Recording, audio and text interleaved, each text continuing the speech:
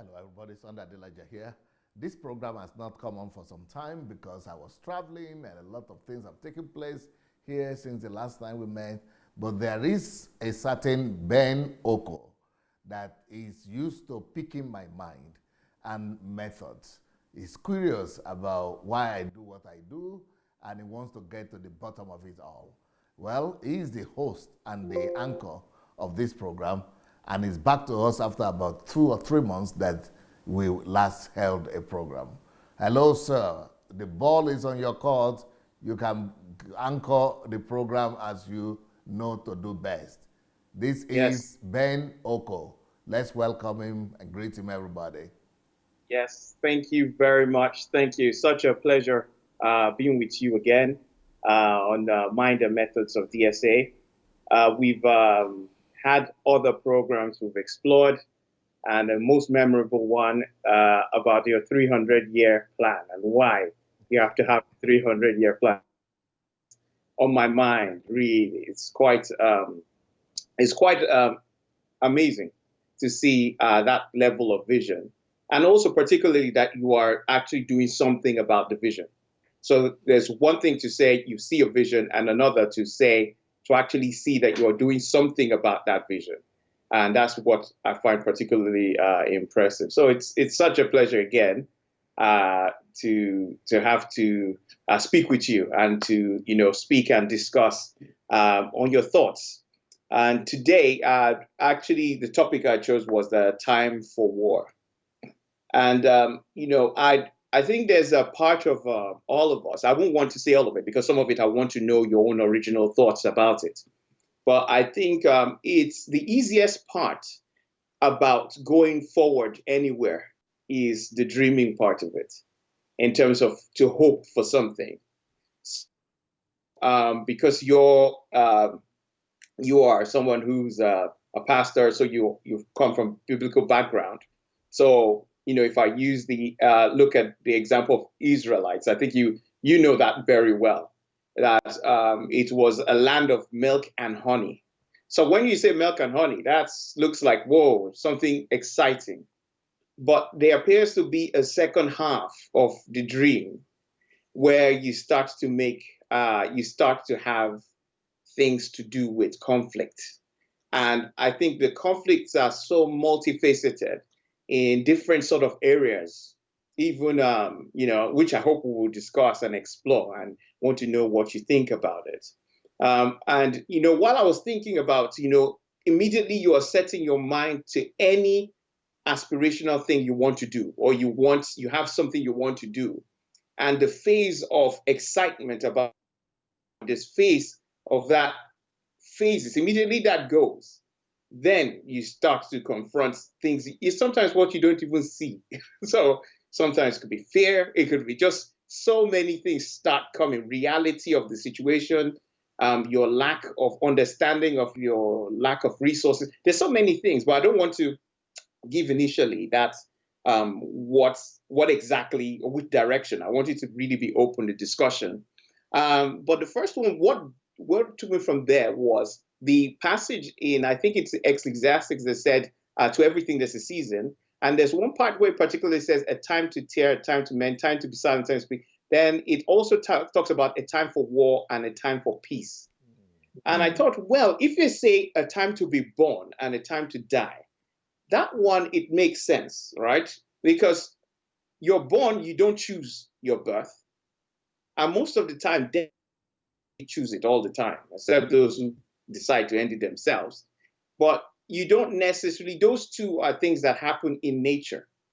But when it comes to peace and war, they happen to be things that are man, or they are made by, we actually make it what it is in terms of the concept of war or peace is collectively a human construct.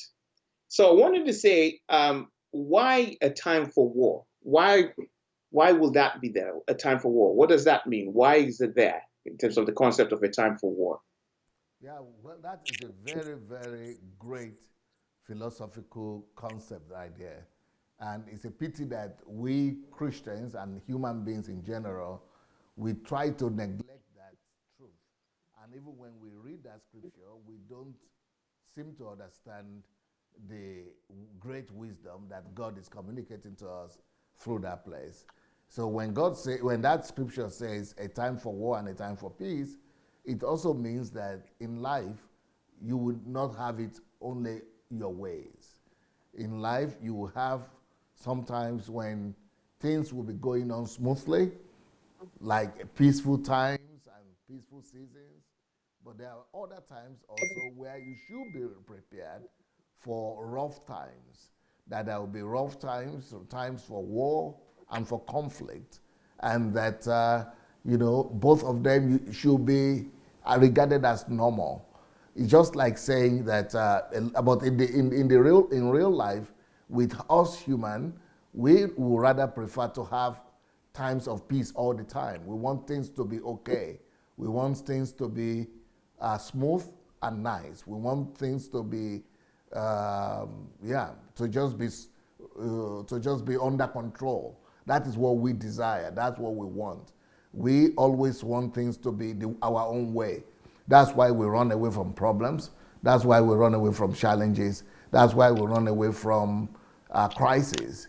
But really, what that scripture is trying to tell us is that no, sometimes you need to be ready for war and for crisis and for challenges.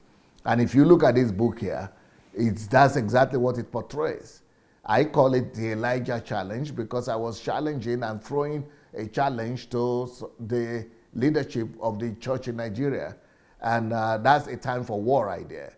But to a lot of people who are even my colleagues in the ministry, they think this is weird and this is crazy. How could you declare war on people, who are supposed to be this and that? But you see, that is exactly what we are talking about. You must know there are times to make peace, but there are also times to, to face challenges and to confront. There are times for confrontation. Same thing, but same thing when it comes to national development and change. If you need change, then you must be ready for war. Changes don't come on a platter of gold. They come as a result of some challenge and crisis and war and battles. So that is exactly what he's trying to say.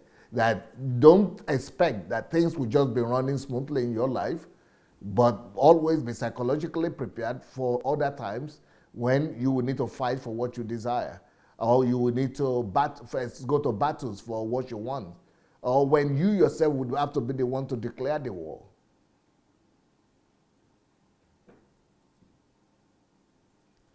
Are you hearing me? Clearly. Sorry? I can hear you. Okay, come again, please. Clearly. Because you can, from what you're stating, it's like chaos, like war relates to chaos. And peace is usually related with order. So that's why when you say, oh, this is a time for war, like the Elijah challenge, you've given an example of, it's literally a declaration of war, really, against probably an ideal. Peace doesn't normally mean order.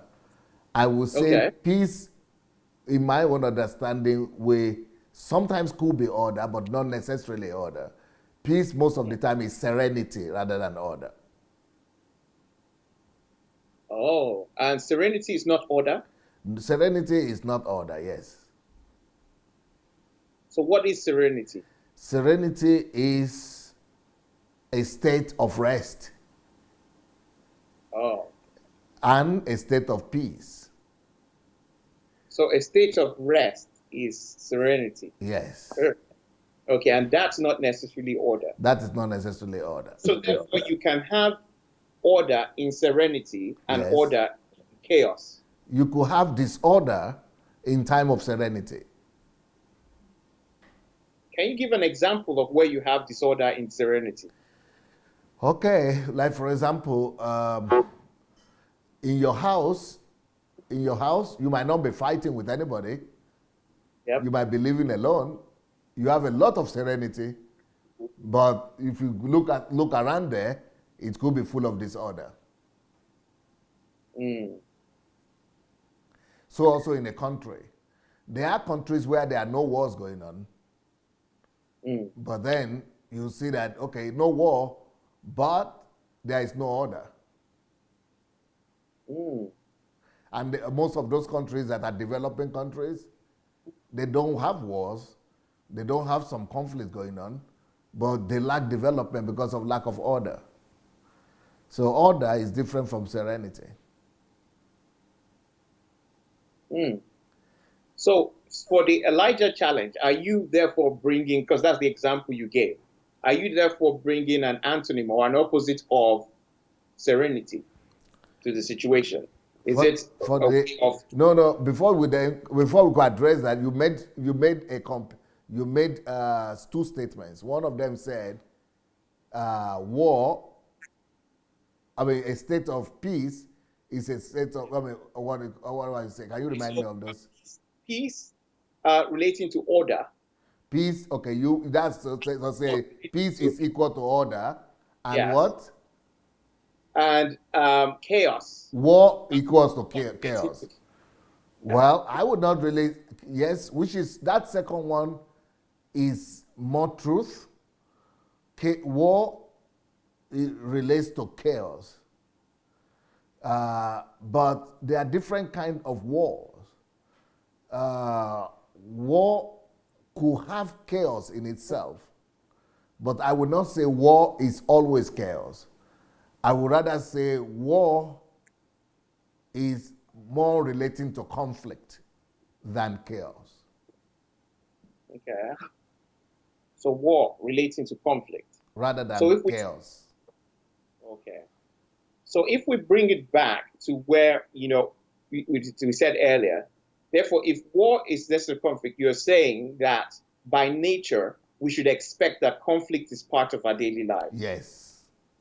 Because the idea of war, because if you now say the idea of war is always chaos, yeah. that is like saying we should always expect chaos. No. Order is what we look forward to. But conflict should be the regular rather than chaos. Okay.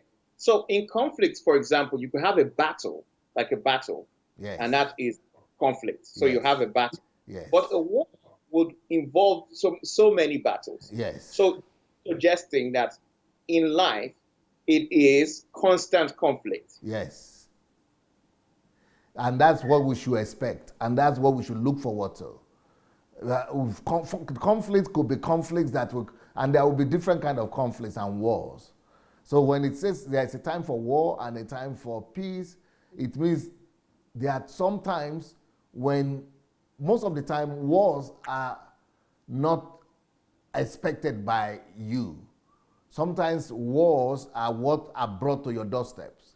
So somebody else is imposing an war against you or initiating war against you. But also, you must also realize that because of life and the way it is made up, sometimes you will have to be the one to initiate the war. Okay. I think that's sort of uncomfortable for many. Yes. Because some people and that's why we run away from problems and crises and conflicts and confrontations and challenges. Yes, but what would you say if someone says, I'm a man of peace? So they are people beautiful. But you must also know that some peace are not possible until there is a conflict. And of course, in most of the conflicts and wars, there will be chaos. It's just like saying you want to, let's take the example of you wanting to do a renovation or a complete makeover of your house or your apartment. Yeah. In that kind of situation, there will be conflict, there will be war. And in that kind of renovation and a total makeover, there will be a mess. And there will be a chaos. But the chaos that we are talking about in that sense is a planned chaos. It's a planned conflict. It's such a chaos and conflict that is regulated and directed to bring about a better future, a better order.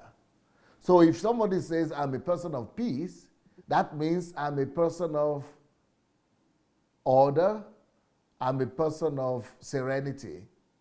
But for you to maintain peace sometimes, there might be a need for war. For you to maintain peace at times, you might need to enter into some conflicts too. For you to maintain peace, sometimes there might be need to initiate some confrontations and controversies. Okay. So when it comes to the concept of war, is it therefore a human thing? Is it a human, something that is human, always involves human involvement, really? War is, because of the destructions of war, and because of what we understand by war, which always relates to bringing about death, destruction of human lives. That's why we tend to hate war, fight against war, and discourage war. So I would not say it is natural or human to be involved in war, but conflict is what I would rather say. It is natural and it is human to have conflicts, controversies, and conflicts and controversies. And yes, if you want to use that as war, then in that sense, yes. But prolonged conflict can create anxiety. Definitely. Isn't it? And isn't anxiety a natural way of dealing with what shouldn't be?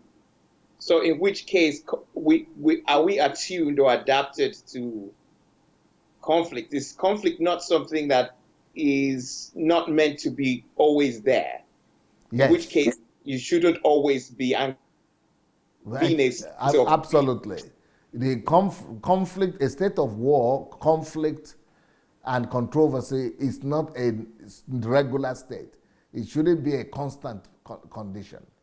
It's something that is necessary at a particular time to give room to a more peaceful, serene reality. Okay. So I want to discuss more about human nature, because here where humans tend to be the ones who are conflicted, probably the ones who are intelligent enough to decide that they want to impose a superior order and therefore go into conflict for it. What is your understanding? What do you think of human nature? Of the human nature? Because you have worked with people from all sorts of places. Also, now that you've even started working with probably Africans as well through your project for Africa, you've now exposed to a new set of human behavior. What can you say about the human nature? Human nature is very complex, but it's mainly dual. Okay. The dual nature of man will be the good and the bad. Good and bad. So yes. Everybody is good and bad. Yes. In every one of us, we have both good and evil. And what makes good and what makes evil? What constitutes good and what constitutes evil? The good in man is the very nature that God put in him.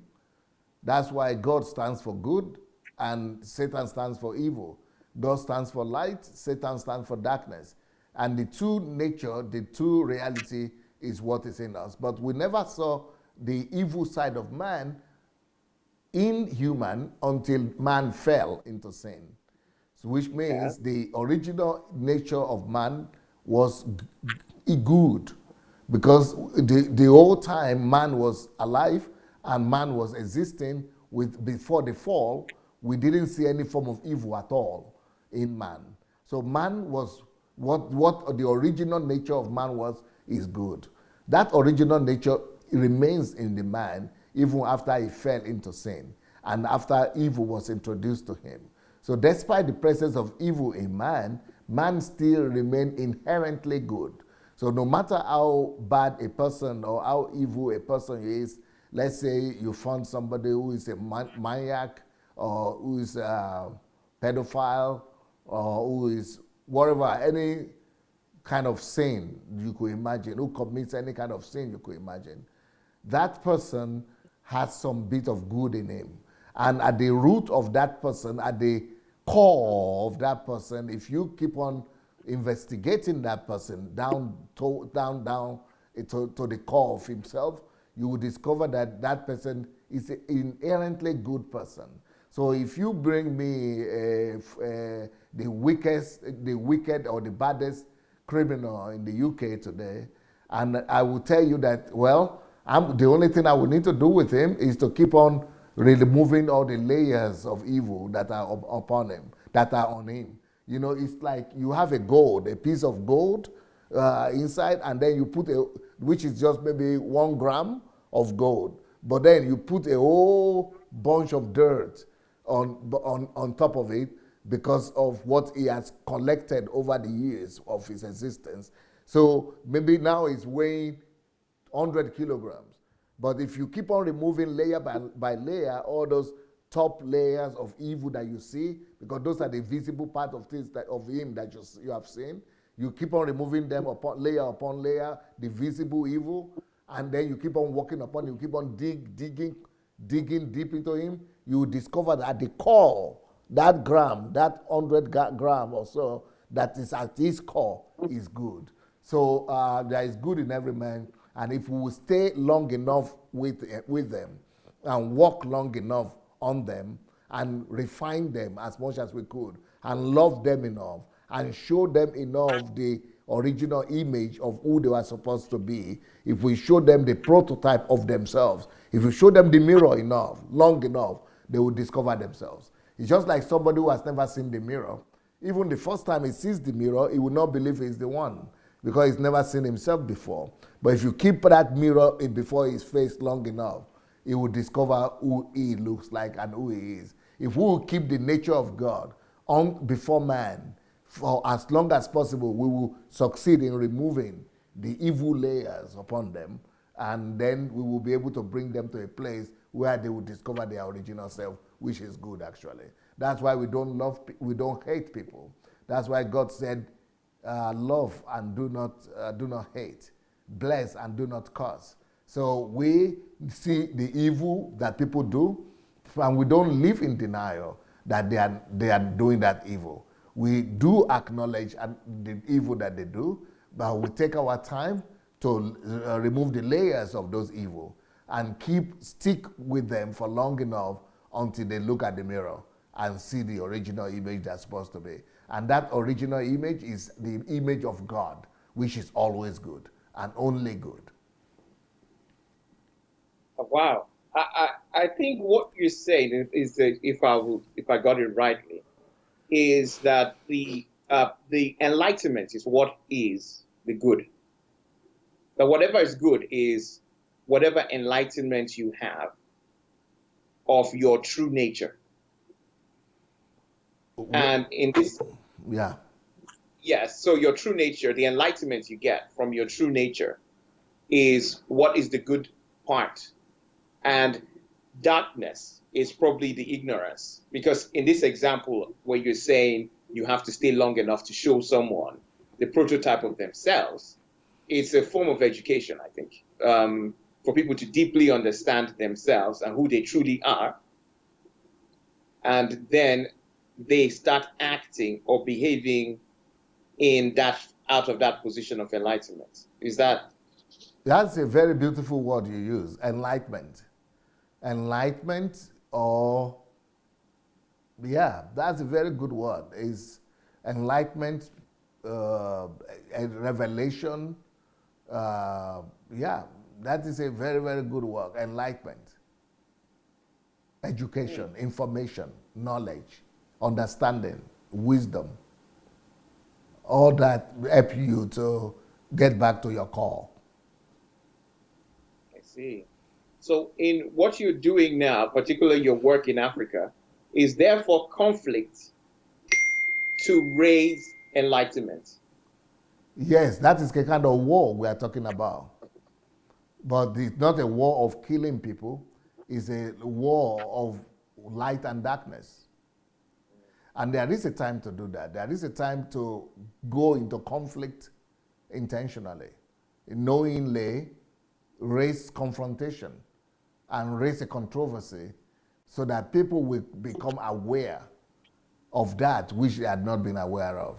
And so that people will be steered away from their usual state, things that they are already used to, thinking it is normal. But you need to steer them, challenge them to begin to see differently. I see. Okay. I was reflecting on it before today, and I thought about, this human nature. We're talking about human nature, which I'll also say, traits, human traits or characteristics of people that is probably common to people. And I also thought about how that influences, because you earlier stated that sometimes war is brought to you. So the concept is conflict will be brought toward, and sometimes you have to go out and put the conflict there. You have to be the one constructing conflict. But I think every day, conflict could come your way. And I think I'd heard someone say this somewhere, that humans are probably the most dangerous species out there. Because if you saw a lion, at least you know what it's going to do. You have an idea of what it's going to do. You know what is typical of it. But humans are intelligent, so and more complex, and they have the ability to cover up and pretend. And there's so many skills that they also have there. And I was thinking in that respect, and I thought, okay, these are I wrote a few notes and reasons why these human traits actually relate to conflicts, to the conflicts that they do. And I just wanted to see what things about these ideas I want to state out, and probably hear some more of what you think could be the reasons for war that are related to those traits. And I'll give an example, for example, in families where parents are having conflict with their children, or couples, married people are having conflict among themselves, and it's a perpetual war, or where there's even conflict between, like in your case, your ideology and, of the kingdom, and what is the ideology currently standing in the whole nation state in Nigeria, for example, or in Africa generally. And I thought that sometimes war could be a manifestation of either battles or restlessness. And when people are nihilistic, so they feel hopeless, and when they feel depressed, and they feel suicidal. Now, when people are like that, when they hate life maybe, or they don't like people, and then suddenly they get into power or they get control of power, then they are likely to bring war, in terms of they are likely to bring conflict, because they hate everything anyway. So they will just organize their power, organize resources to do that. How much is that a sensible thought, or what thoughts do you have about that as reasons for conflict? Yes, definitely. That is most of the time what people do is a reflection of what is going on within them. So most people who will be conflicting or be antagonistic will probably be like that because of the antagonism they already have inside. And most of them would be like that because of the failure of themselves, to themselves. And that is just what is being manifested publicly. But then at a time like that, other people too who don't have that conflict or that failure, that inner failure, but who are witnesses of the evil that their state could cause, might need to start a war to limit their damage and their destruction. So if I see a Hitler that is devastating and that is, that is killing and destroying annihilating, or what do you call it, the people around me, and doing evil, just spreading evil, and I am somebody that is seeing all that devastation, and even though I don't have any tendency to evil or conflict within me, but because I am human and I'm seeing this evil spreading, and if I'm not careful, the evil will overtake us and we'll get to where I am. Even if we don't get to where I am, but it's devastating other people. So I might need to raise a coalition of, or just raise an army, or raise a conflict, or raise a war battle or a war cry to go and confront that evil that I'm seeing that is devastating the whole place and start a war against it. So in response to that sort of war they bring in, you have to raise just to limit. Even if it's not, they might not bring war, but if I see the tendencies or the possibility of evil, then I might start a war as a preemptive war or preemptive attack, preemptive assault, preemptive confrontation. To, what is it, nip in the knob? Or what do you call it? What is the state? Yes, nip, is it nip in the bud? Yeah, nip in the bud. Yes, yeah. To nip in the bud, the rising evil. So like conflict. Interesting. Another one I had was, I thought this was another idea that came to me, that sometimes conflict comes as a form of professional development. I feel like some people are trying to test their resources, or they're trying to test their strategies or their ideologies, and therefore they create conflicts just to test and run out ideas to develop themselves, or to as a way of developing or improving themselves or testing out ideas on others. Is that something you recognize? Yes. Is that something you do yourself? Is that something that I do? Yes. Not as much, but I might be doing that. I might need to do that also sometimes, but not necessarily, because I'm operating from another ideological point of view, which is the concept of the kingdom of God. And so I am limited in my methods. Otherwise, it's something, it is an understandable approach that that I know that could be tolerated, could be used by other people. Oh, so you say you're limited by the because you adopt a kingdom approach, so it limits what you do or what ways you actually go into conflict. Yes. Okay, so what are those parameters for engagement, or what is it that's actually defining what you can do or can't do? Because in that concept of self-development, I know that lots of people you've on your show have had places where you criticize, for example, people who use some books or methods of there's some probably I won't say business books, but professional books. I can't remember the name of this 48 one. Laws of... Yes, 48 Laws of Power, for example. People use those things as ways of, like you read something like that and put it out there. And so every time we step out, you will be meeting people, organizations, systems that are built on principles, and therefore you are literally in conflict with things that are built on tested and tried methods. Yes. And principles.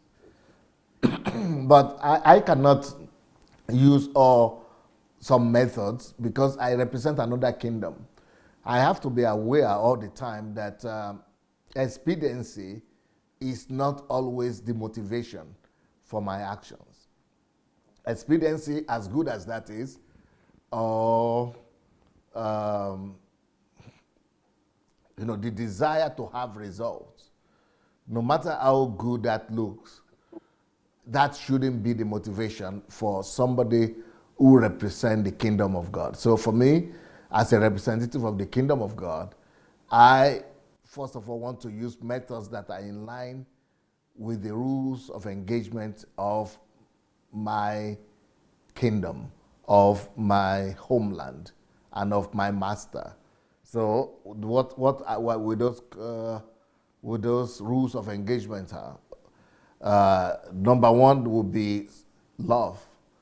So anything that I do, we have to be motivated by love, not by just to experiment and to see that it brings results. No, that is secondary.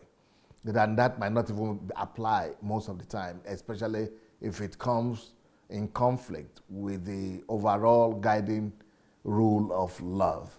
So love is a motivating factor. It's a major one in this kingdom. The next one, the next rule of engagement as a kingdom person for me is that human life is supreme. God gave his own life to redeem human life. So we do things that are redemptive in nature rather than destructive in nature.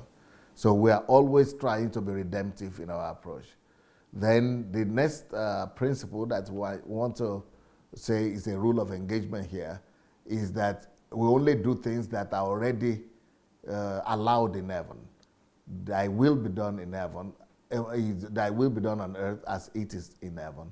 So that is a rule of engagement for us. We must make sure that we are acting in line with how God himself would have acted. We are acting in accordance to his behavior pattern, his method of doing things, and in agreement with what is already obtainable in the homeland, in the kingdom of heaven.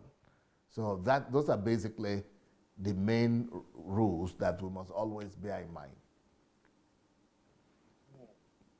Okay, so you said you're not interested. You don't look out for the results. So No, therefore, I do. We do look out for results, but it must not conflict those three things that were mentioned. So love, supreme human life, or the supremacy of the human life, yes, in terms of value of the human, redemptive, yes, there, and then if it's allowed in heaven. Yes. And what do you mean by allowed in heaven? It has to be something that is already that is practiced or obtainable in the kingdom of God. So it has to be things that we see as a method or principle that God himself applies. Basically being a copycat of God. So you are therefore assuming that everything that you can observe in terms of that you observe as a pattern or a value of God, you replicate. Yes, that is the goal. That is the ultimate motivation for all actions, and that is what we call truth. And is that related to enlightenment? All enlightenment must come from that perspective. All enlightenment must be based on the truth. And the truth is only a reflection of him. And, so once enlightenments are based on that, then we are walking in the light. Okay. Then how do you relate that with something I know you have raised before? Because I know this is something that's very popular in Africa mostly, and because that's where you're doing a lot of your work.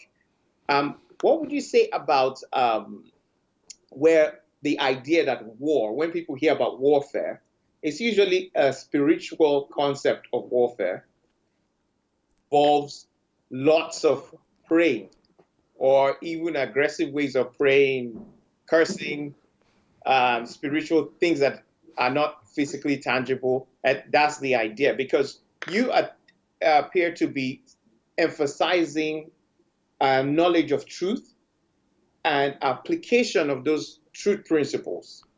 And I know you've done that before, where there was one you were talking about. I think because we've been following you for a long time, I remember someone had threatened you, or they sent a recording and you tried to use it as an example. And you said you were not even going to pray about it. You're not even going to do anything about it. It appears you were trying to apply some form of principle to it. Or is it the same? Can I say that that's what you're trying to explain? Or is that a good example of what you're trying to express? A good example of what?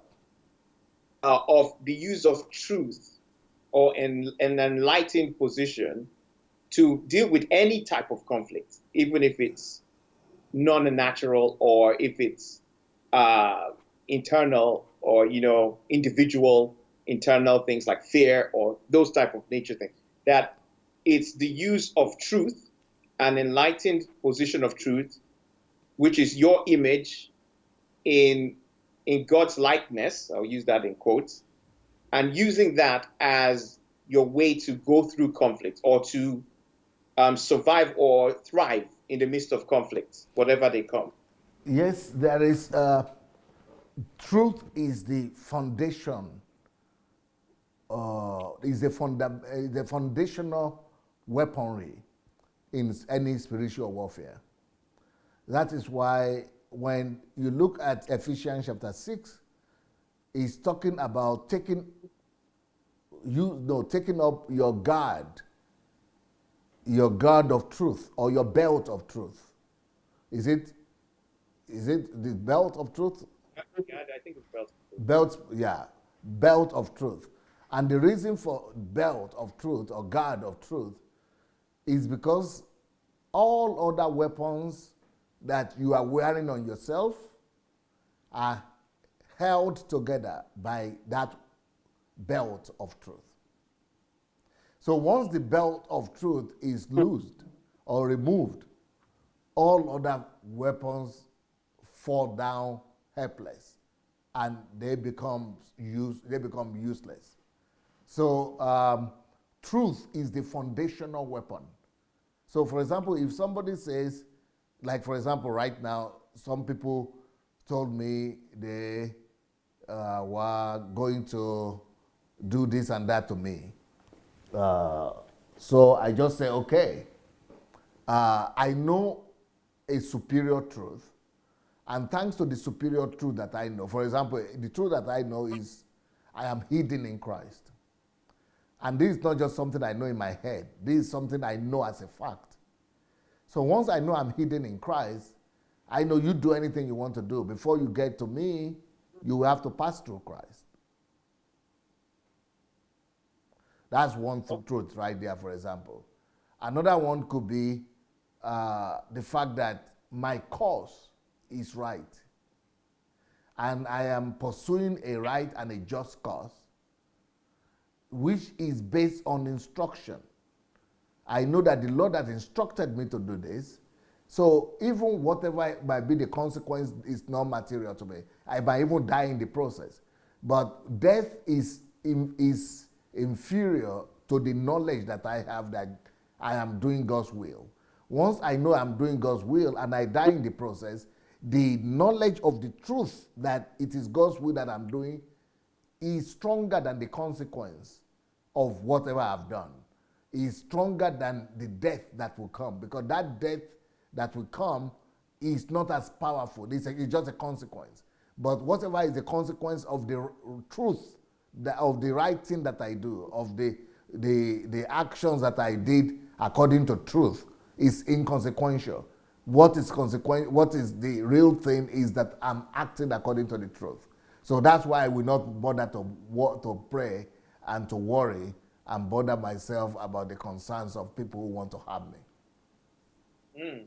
Now, you talk about differentiated knowing the truth in the head and knowing as fact. How do you differentiate the two? That would be the first thing I would ask. Yes, for example, I could know that the Bible says, no weapon formed against me shall prosper. That's what I know in the head. I know it in the head as the truth of the Word of God. But it is not going to be my truth when I go to maybe I go to confront Syrian terrorists. When nobody is sending me there, God is not sending me to them. I don't have any leading or any instruction to go to them. But I just say, no weapon formed against me shall prosper, so I'm going to fight all these Islamic terrorists and stop them.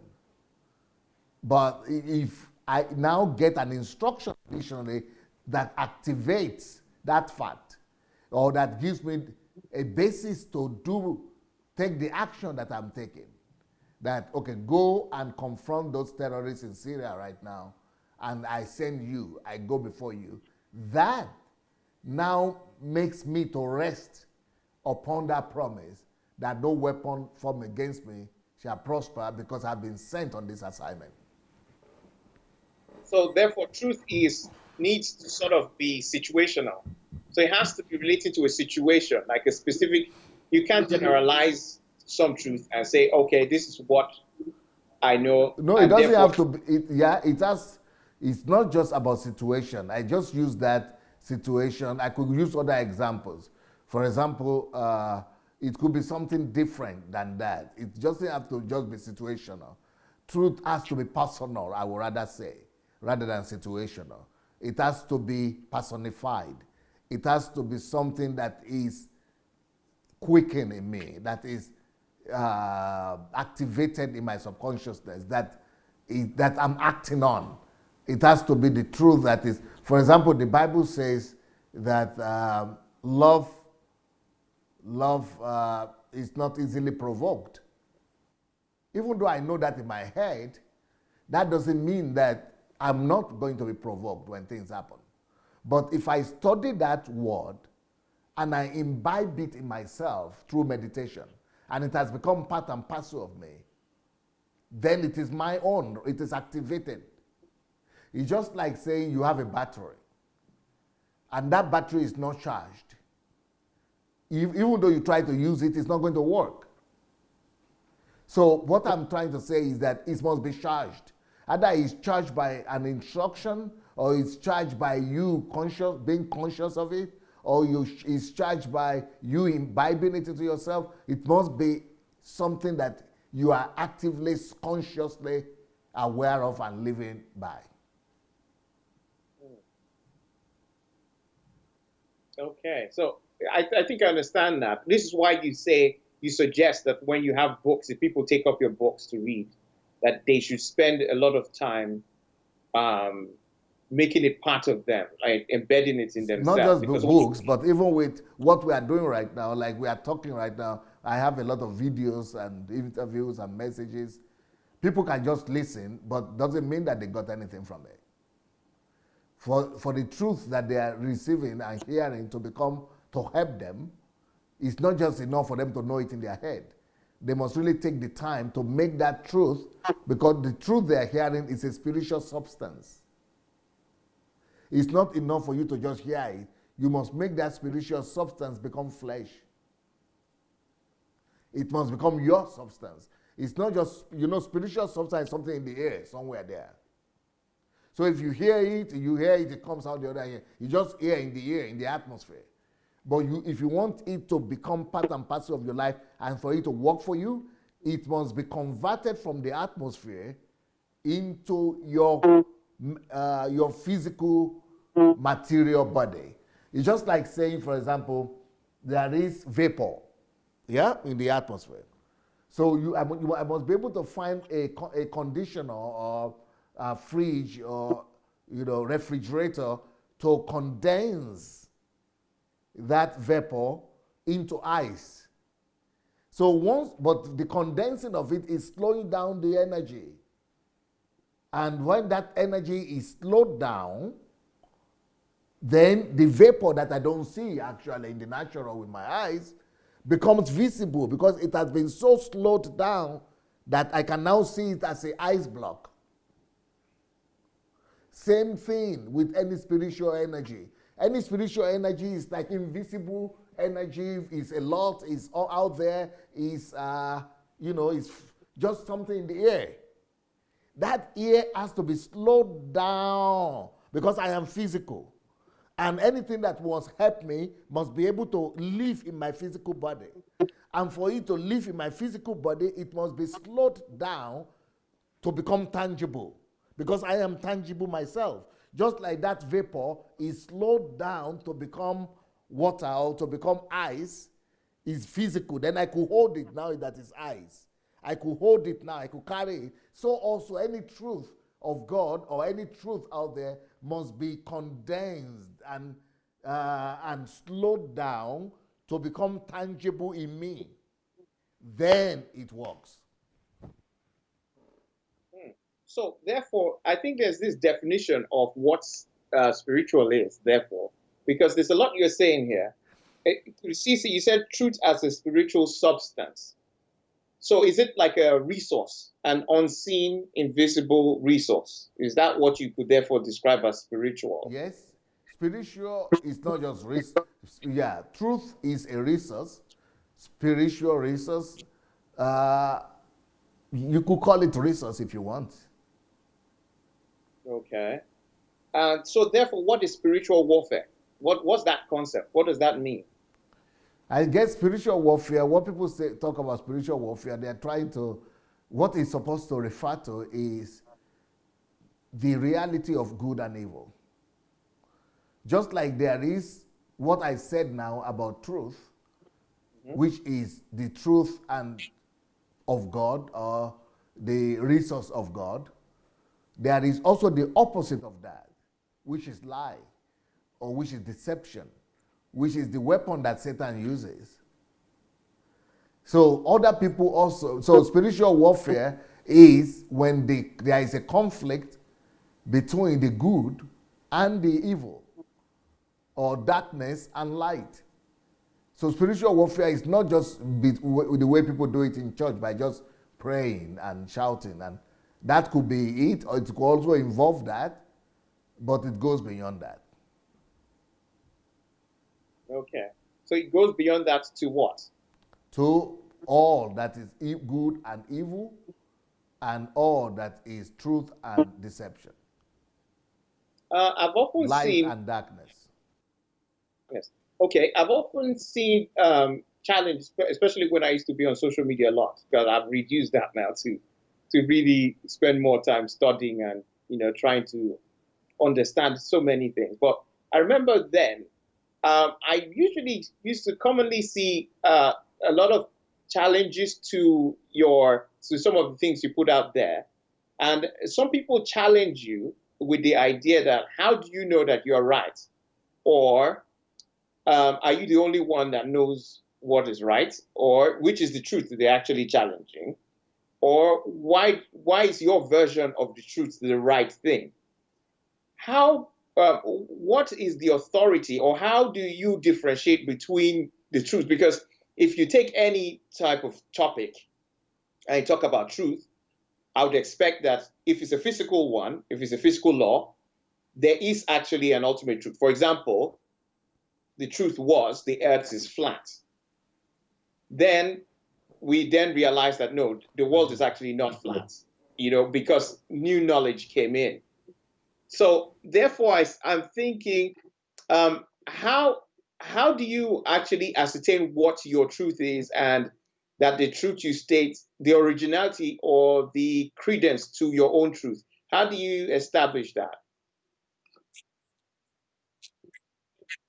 The truth, yes, the truth, which you state, but many people challenge that and say, okay, you are saying this is what your view is about this, but we don't agree with it.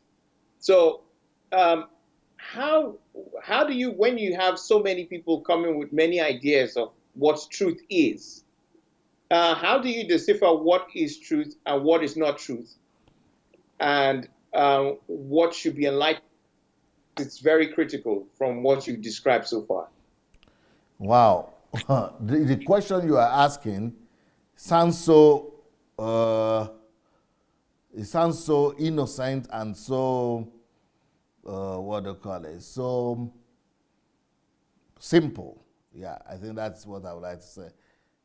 That sounds very simple, right? And it's very straightforward what you are saying right now.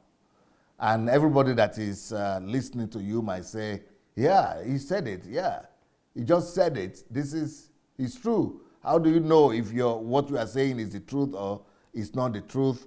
Yeah, he's right. And they think it's so easy to answer like that. But really, it's easy to answer, but it's a very complex answer. So I want to know if it is something that you are ready to deal with right now or not, because it's going to be much more complex than what you are ready for. I think. I think you Because should at least put. it's going to go a long way, or it's going to take us a long way from where, or from where the topic we are in right now. But if you want us to address it, we are going to address it. I've got to take my note for this. Okay. I think it's Yes. important to address it because from what the way the discussion we've had has gone, it appears that this is the central meaning and reason or what legitimizes anything or your even engagement with conflict, including conflict that comes to you. Because you started that conflict could be conflict that others bring to you, conflict that you have to institute, but all of those are based on principle and understanding of truth. So if that's the case, therefore, the concept of even conflict in self-defense or engagement needs to be on the basis of that definition of what truth is. Okay. That's what I've kind of got from If what you said so far. if you are ready to smell the coffee, then let's go to the kitchen. Okay. All right. I don't know if I'm ready, but yes, let's give it a go. Okay. I want to hear. So what is truth? How do you know if something is truth or not?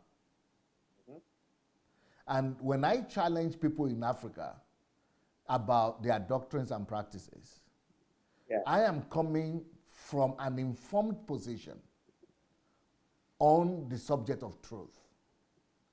But in most cases, the people that are challenging me and are trying to respond to me don't even have an idea of what truth is.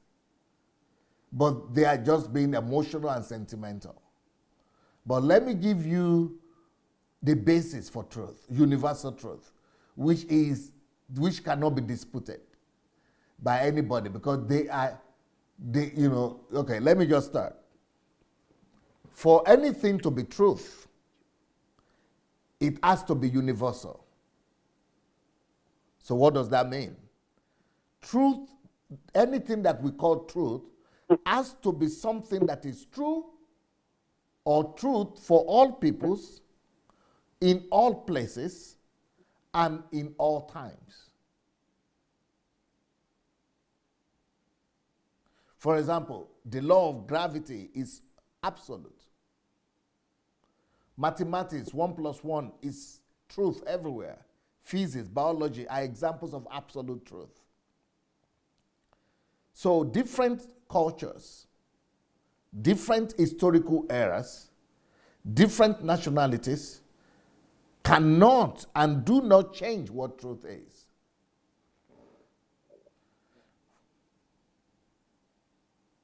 For example, there was a time when people used to believe that blacks are inferior to white people. Why is it that it doesn't hold water anymore? It doesn't hold water any longer? Well, before I continue, Ben, it's like you need to add some light to where you are. It's becoming darker and darker. So while I'm giving my answer, go look for your light.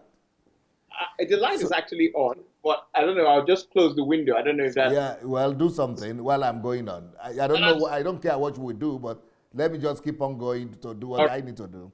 Okay. So blacks are inferior is long gone. Why is it I cannot hold water any longer? It's very simple, because it's not truth anyway all along.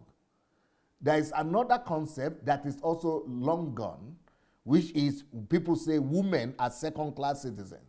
It's all gone now too, because it cannot hold water for long. And that is why I believe that Islam, for example, is going to collapse. Because a system that is making women or other people to look somehow is not going to last for so long.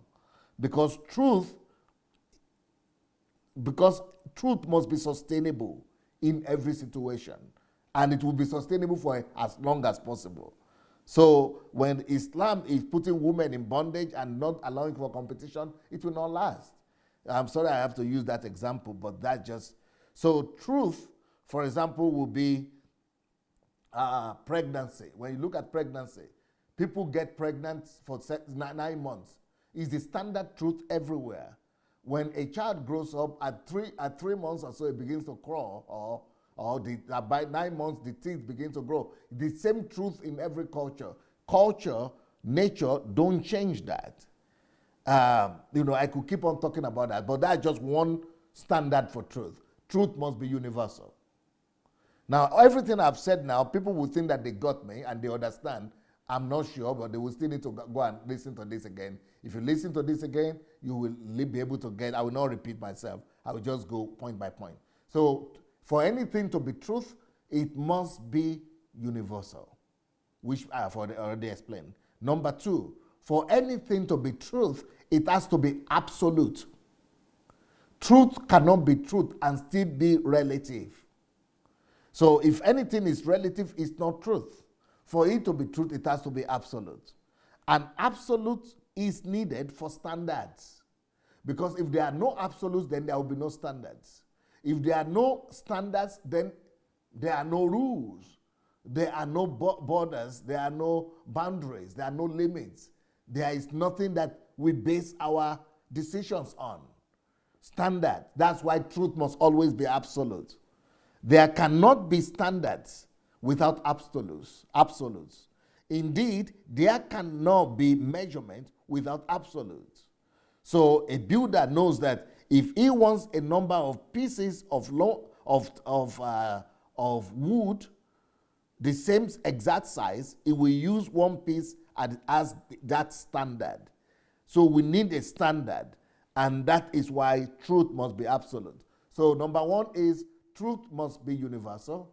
Number two is truth must be absolute for it to be truth. Number three, for anything to be truth, that truth has to be objective. So that for anything to be truth, it has to be objective, meaning that it has to be independent of anybody, both the person speaking that truth and the person opposing that truth, or the knower of that truth. So it has to be independent of everybody. You need to consciously take the decision to submit yourself to the truth. And this means that for truth to be objective, truth must be above everybody else. Truth must be above everyone. Truth must be the absolute standard, the highest standard. All of us must submit to that truth. You need to submit yourself to the truth so that if the truth conflicts with your opinion, it is not the truth that bends, it is you who bend. So that when truth conflicts with your emotions, it is not truth that bends, it is you who bends. So that when truth conflicts with your sentiments, it is not truth that is compromised, but your sentiment is what has to go. So truth, therefore, must always be objective. You need to consciously take the decision to submit yourself to the truth each time and every time. It is not based on subjective feelings and personal opinions. It has to be objective, not subjective. Truth does not depend on us or on our opinion. And personal experience is not the basis for truth. And that's what I'm trying to discuss with my people in Africa, and I'm trying to prove to them. Personal experiences cannot be taken as truth. Truth is something that is external, outside, and independent of us. We discover truth that already exists. We don't make it up or create it. And that is what I'm battling with in Africa. So truth has to be objective. So let's go back to the three things I said already. Truth has to be universal. Truth has to be absolute. Truth has to be objective. Next point, if you still, let me give you another one. Truth has to correspond with reality. Truth corresponds with reality. It corresponds to the way things really are. You don't try to make truth work. Truth works all the time. Truth is what corresponds to the actual state of affairs being described. Truth is telling it like it is already. So, let me keep on going. Number 5, truth is based on universality. Truth is based on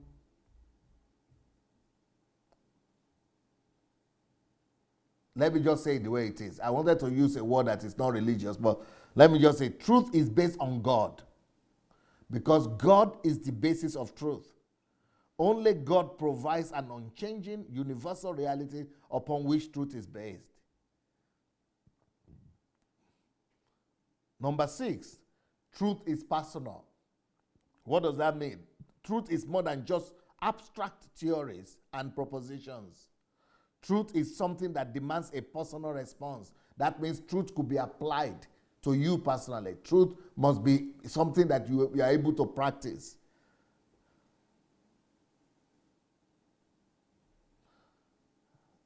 And finally, I guess, for something to be truth, it has to be knowable. It has to be something that we could know and we could discover. But if I talk about what truth is and give you the parameters of truth, I will be doing you half justice. Because truth cannot be understood, and you will not be able to know and affirm for sure what truth is if I don't tell you what truth is not. So I've just told you right now what truth is and what is the basis for truth and how should anything be considered truth.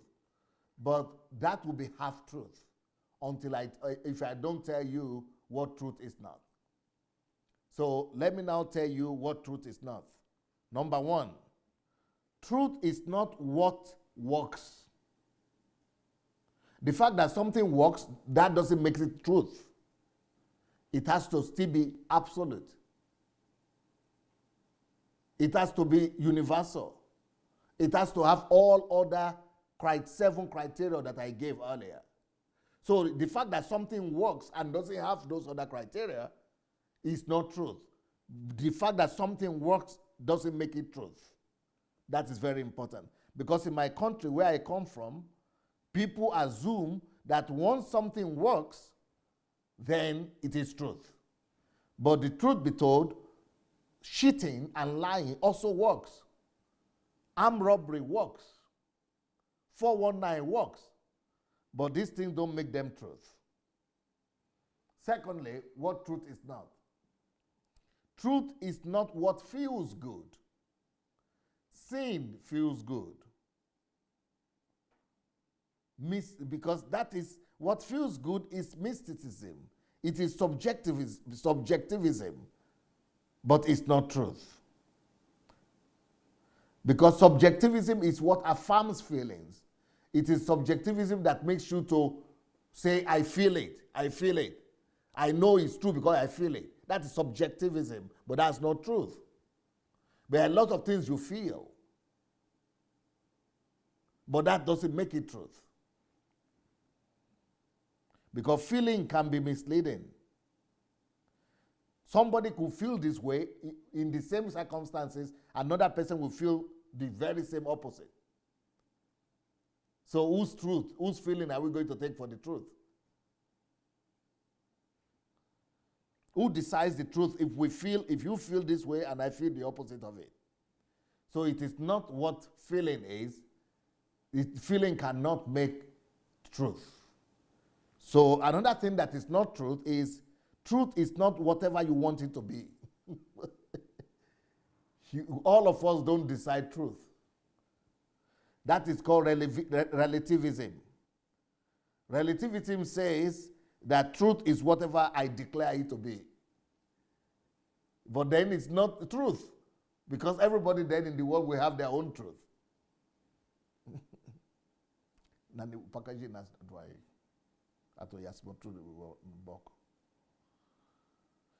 If everybody is saying that what I feel or what I say is what is truth, then there will be no life, no standard. The goalposts will always be changing by the person who comes around. Next point, what truth is not. Truth is not just what we perceive with the senses. That what we perceive with our senses is called empiricism, but it is not truth. That is what we perceive by our 5 senses. Truth is more than what we perceive, what we see, what we hear, what we touch. There are a lot of things that we cannot see, touch, or feel, or hear, like beauty, like truth, justice, love, kindness. You cannot always see these things and perceive them by your five senses. So, truth is not subject to our five senses. Next point, truth is not what the majority believe. Majority can be wrong. That is majoritarianism. It says truth is what most people agree upon. No, truth is not democratic. Nobody can vote on the truth. Truth is not democracy.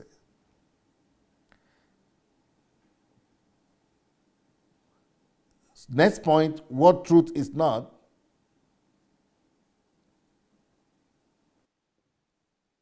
Truth is not easy way to live. Whatever the easy way is, easy way out. No, that's not truth. But it's the way of life. We don't choose to go the easy way of life. No, it's just the only way to live. Truth is the only way to live. Truth cannot be cheapened. Truth is not cheap. Truth is the way life is meant to function. So I've given you two sides of the truth, how to know what truth is. And I hope you are listening. Yes, I actually took some notes. And when you talked about I think the third one, which is not what you want it to be, and you talked about relativism. Yes. I think I know about that one because it's quite popular in the West. In the West, a lot. Yes. Because the idea, I think, is postmodernism. Yes. That promotes that sort of idea more. But it's the idea that everybody has their own truth. Yes. So you can't actually have one truth because everybody has their experience, and their experience defines the truth to them. Yes. So if everyone has their own experience and their own truth, you cannot have an absolute truth. Yes. In that sense. Yes. You're bringing in the argument because one of the things I noticed you said all the time is standard. Yes. That you can't have standard. Yes. What is the necessity of standard? Because if we have relative truths like what is practiced in the West, it is not practiced in the West. Well, in some, I agree with that. The reason is because the people who are saying they practice relative truth don't really practice relative truth. They don't practice relative truth. There is nothing like relative truth. And even in the West, where they are trying to practice postmodernism, and they tell you about relativity of truth, they don't believe in it, and they don't do it. For example, if it is true that there is relativity of truth, why do they have borders? Why don't they just allow everybody to cross the border to England or to Europe as they want? Because it is my own truth. My own truth is that I want to live in your country. My own truth is that your country is not your country. It's my own truth. It's my own country. Why is it that they have? Why is it that they have street lights? Why is it that they have street lights? Why is it that everybody is not driving anyhow they want, according to their own truth? I don't see that red light as a truth. It's not my own truth. It's the truth of the person who put it there. So let me just drive anyhow I want because relativity of the truth. Nobody believes in that in the West. Don't let them say that to you. But they say that to people who don't think, to people who cannot challenge them. If they have relativity of truth, why do they have police? Why do they need to enforce one truth? If the relativity of truth, everybody has their own truth. We don't need police. You don't need to stop terrorists. Why are they fighting terrorists?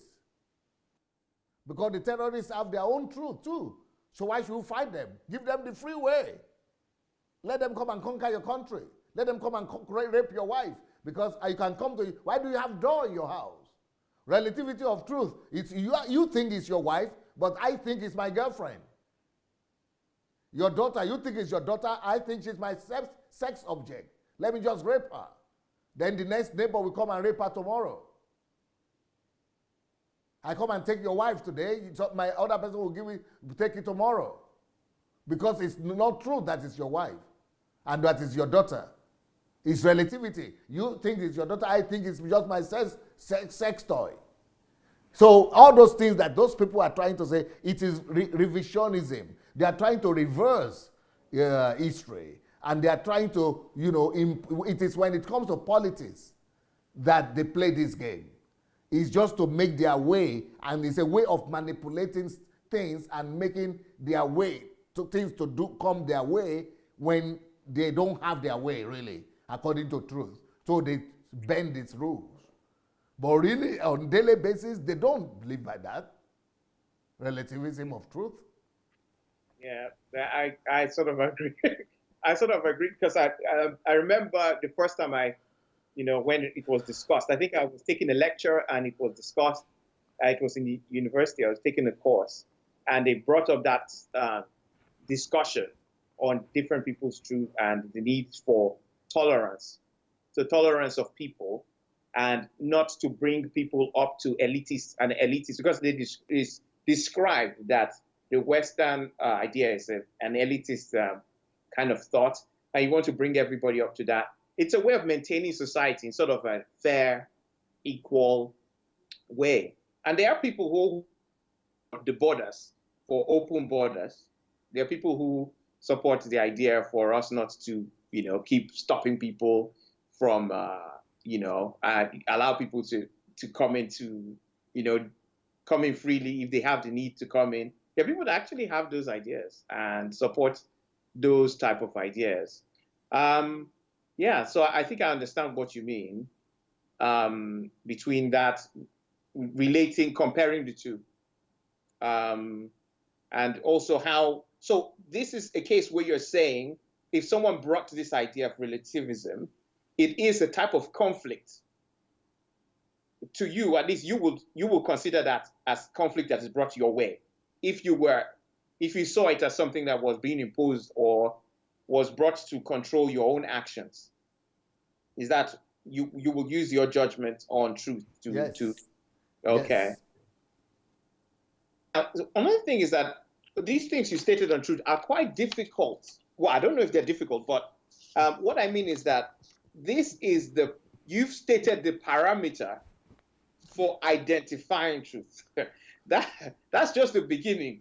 That means you literally have to take each topic or each thing you hear and filter it to the point where you decide this is what. Would you say this is exactly what you are doing for everything that you propose and you put out there that people challenge? You have put them through these tests. Yes, absolutely. All my actions and all my teachings have passed that test. But then a lot of people might suggest that makes what you say to be sort of unemotional.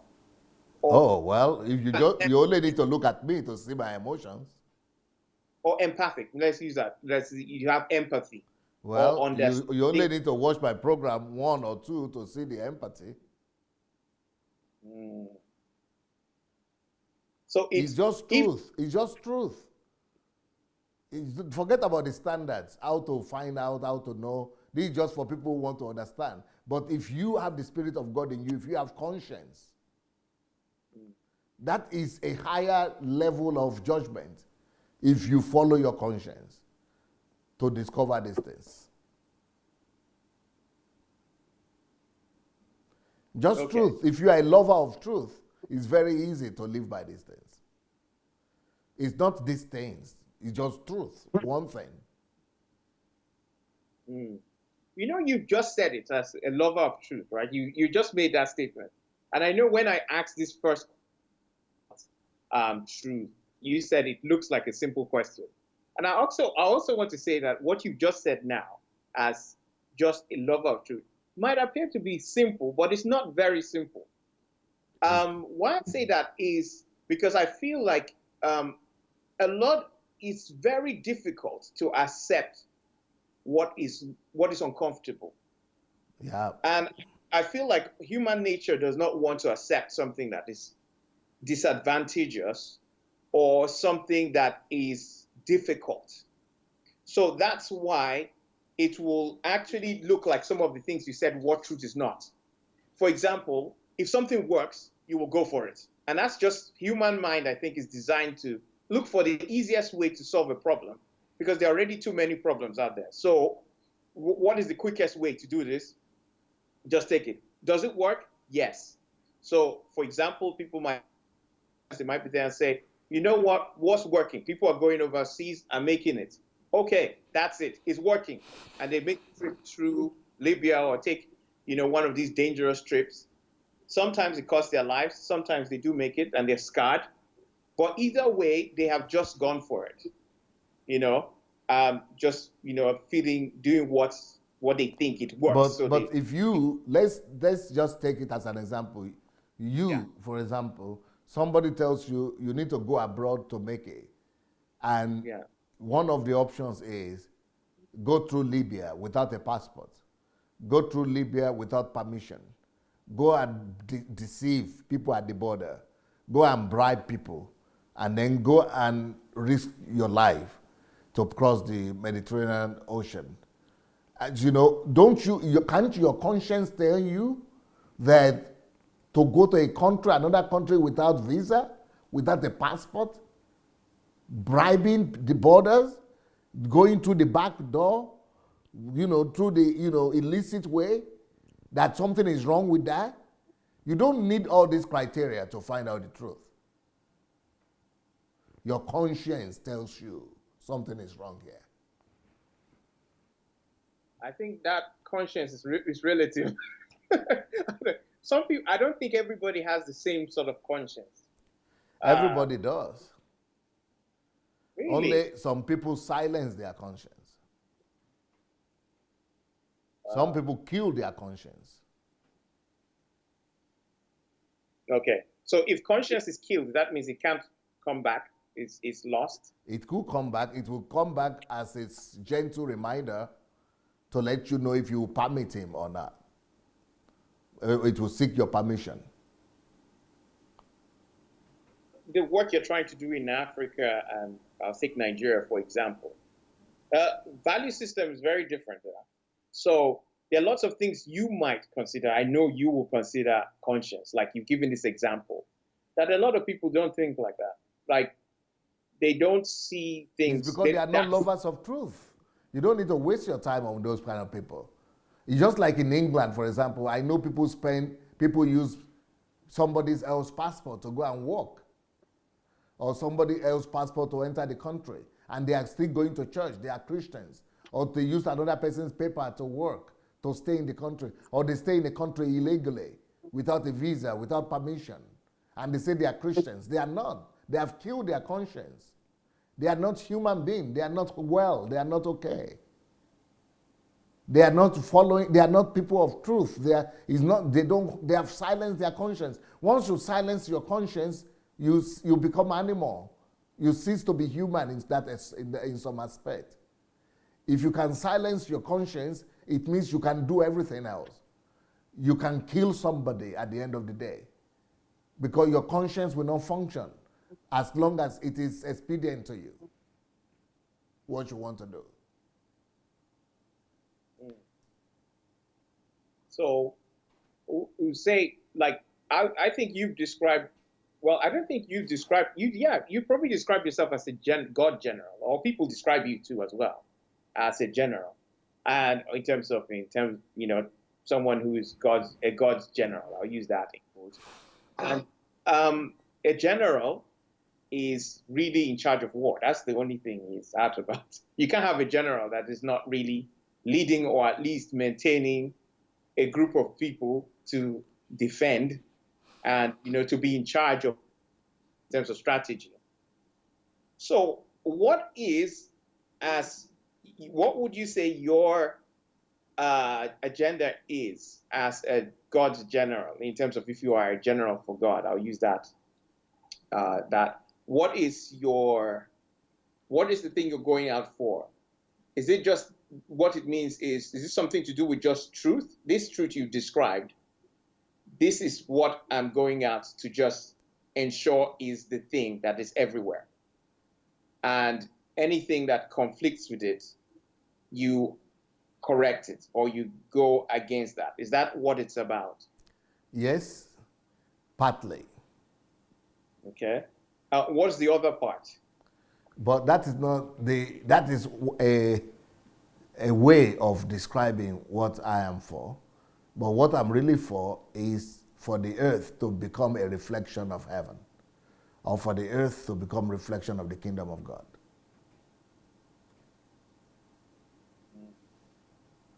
An aspect of that would be what you said about truth. See. So the reflection of heaven on earth. And that is your engagement for, in terms of what makes your engagement in conflict. So any conflict, that's really partly the guiding, what guides that, your approach. I am pursuing the purposes of the kingdom on the earth. I am imposing the mindset of heaven, the worldview of heaven, the principles, the value system of heaven upon the earth.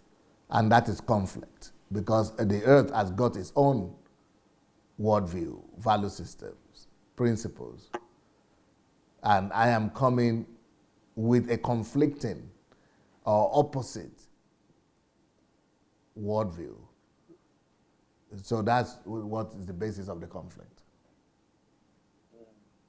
So is it always opposite in terms of, is it always conflicting? Because it looks like what sometimes it's parallel. Okay. But it's either opposite or parallel. The opposite of parallel? Yes. That's probably not parallel, meaning that they probably intersect, or they have it's not side by side. Well, we live by side, so we don't always conflict. Yeah. But we live in the same world where evil lives. We live in the same world where unbelievers live. So it's either conflicting or parallel. And your ideal is that everyone that listens to you or reads your books and does things, that they engage in the same conflicts you do. Is that your thoughts for them? No. Or is that my thought is that they will understand how the world is meant to function and how they are meant to function, and they will understand at least the game plan of the universe they are living in. They will at least know what is going on around them, where they are, who they are, and what side they want to take. So it's more to enlighten them decisions, but the enlightenment is on a truth based on the universe. Based on the kingdom of God. Okay. What did you mean by, you said game plan of the universe? What is a game plan? Is it like the way the world works? Yes. Okay. So you're really about educating people on the way things work. Yes. Or the way it works. The way it works and the way God meant it to work. So how do you come to that understanding of the way the world works? Because that's a massive, massive concept. How the whole world works. How did you develop these truths on how the world works? How the world works is not what I develop, it's what I have to study just to be able to introduce what I'm really after. What I'm really after is how God meant it to work. And so since I started studying how God meant things to be, I began to see the conflict and the dichotomy. And in that difference and dichotomy and conflict began to inform me on how the world works, and as against how God meant it to work. So what do you reach to understand how the world works? How did you go into that study?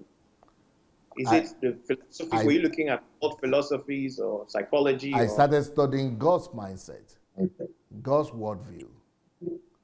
Once I understand God's worldview, I began to see everything around me to be the opposite. So I needed to understand how things work around me so that I will be able to better communicate God's worldview, how things are supposed to work anyway.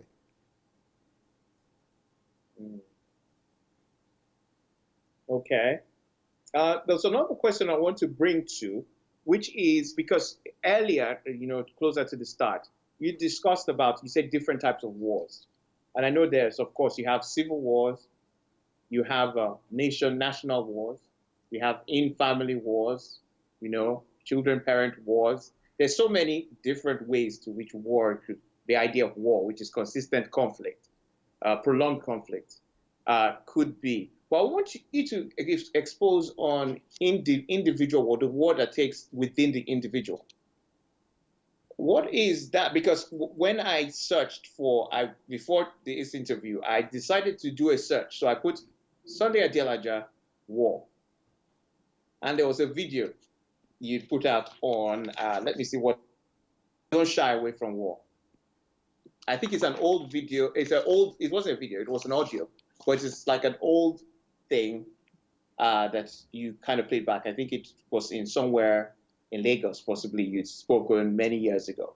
So you just reposted it, and I saw that written out there. I also saw war on Sunday Adelaja. So some other people are actually declaring war on you too. So I saw that as well. So that was quite interesting. I thought, okay, someone has actually also set out to war you. So it looks like a very comic, interesting thing to me. That some people are set out to war against whatever you're thinking. You are setting out sort of to just do what you feel the truth that that you're convicted to go about. And that just appeared to be quite quite an interesting thing. But I want you to know about the individual war. What is the individual, the war inside? When you decide to have an idea or you have something you feel is a conviction of what you want to do, or what is that war that you face just trying to get that thing out? Because I think it's very difficult. It's easy to have the idea of what you want to do, like you have a vision of, oh, I think I can do this. Like you gave an example of how you came to Ukraine and you had the idea you would like these people you will have to have a church with people knowing the truths that you're speaking about now. But then you knew there were barriers. People will reject you. They will not accept your race. They will not accept, you recognize those things. What are the steps for individuals to overcome in terms of what is the individual war that takes place every time you have something you are set out to do, or something like you use something like a promise, or use the word destiny. So when you have a destiny or something that you feel convinced in your heart that you're meant to do or you should be able to do, what is the conflict that is engaged there to move from that stage to accomplishing it? Number one, there will definitely be conflict between your human nature and God's nature. That's number one. Number two, that's the way. You have to go through the conflict of your flesh and your spirit. Number three, conflict will be the conflict between the new that is coming in that you are not becoming aware of to do, and the old that you used to know, the way you used to do things. Number four, there will be conflict between what is inside of you and what is outside of you. What is outside of you are the things that are confining you from outside. What is inside of you are the things that are either confining you from inside or what you are trying to bring out to the outside world. So there are so many conflicts on all these levels, and it is on all these levels, you have to overcome each one of them before you could have the harmony to be able to function in the fullness of what you need to do. And you have this innovative hour. You encourage a lot of innovation in terms of the idea of innovative hour, coming up with ideas.